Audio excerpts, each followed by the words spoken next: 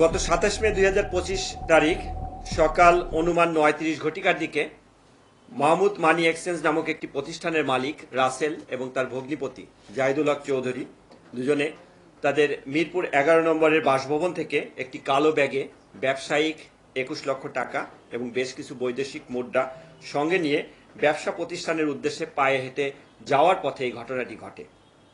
তা সকাল অনুমান ৯:৪০ ঘটিকার দিকে শেরেবাংলা ন্যাশনাল স্টেডিয়াম ও ফায়ার সার্ভিস এর মাঝের যে গলি, সেই গলির মাথায় পৌঁছা মাত্রই ঘটনাস্থলের পূর্ব থেকে ওত পেতে থাকা ৪টি মোটরসাইকেল যোগে ৭-৮ জন লোক যারা মাস্ক পরিহিত অবস্থায় ছিল তারা তাদের পথ রোধ করে। এর মধ্যে একজন অজ্ঞাতনামা ডাকাত জাহিদুল হক চৌধুরীর মাথায় পিস্তল ঠেকিয়ে তার হাতে থাকা ব্যাগটি জোরপূর্বক ছিনিয়ে নেয়।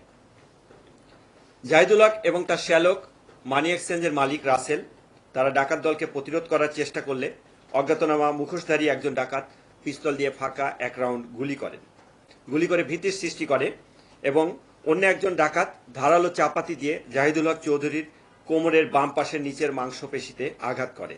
চাপাতির আঘাতে তিনি গুরুতর জখম হয়ে রাস্তায় লুটে পড়ে এবং অজ্ঞাতনামা ডাকাতটা টাকার ব্যাগটি নিয়ে ৪টি মোটরসাইকেল যোগে দ্রুত ঘটনাস্থল থেকে চলে যায়।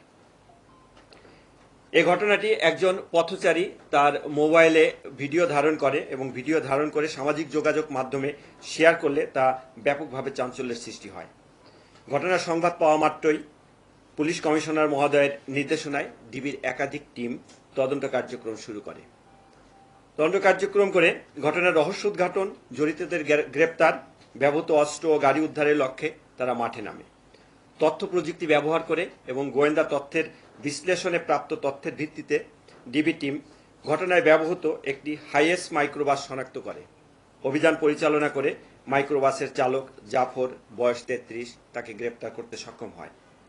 প্রাথমিকভাবে জিজ্ঞাসাবাদে জাফর মাইক্রোবাসটি ডাকাতির কাজে ব্যবহার হয়েছে মর্মে আমাদের কাছে স্বীকার করে।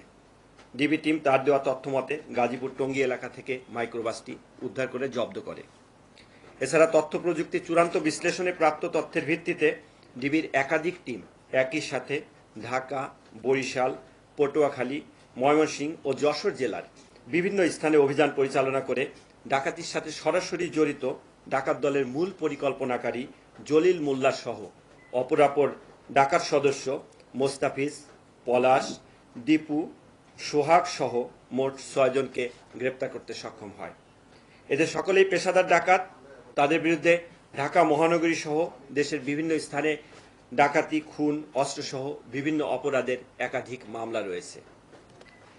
গ্রেপ্তারকৃতদের নিকট হতে ডাকাতির লুণ্ঠিত ৫,০৩,০০০ টাকা, ১০৬টি বিভিন্ন মানের বৈদেশিক মুদ্রা, ২,১২,০০০ টাকা মানের জাল টাকা, ঘটনার কাজে ব্যবহৃত ৩টি মোটরসাইকেল, একটি মাইক্রোবাস উদ্ধার করা হয়।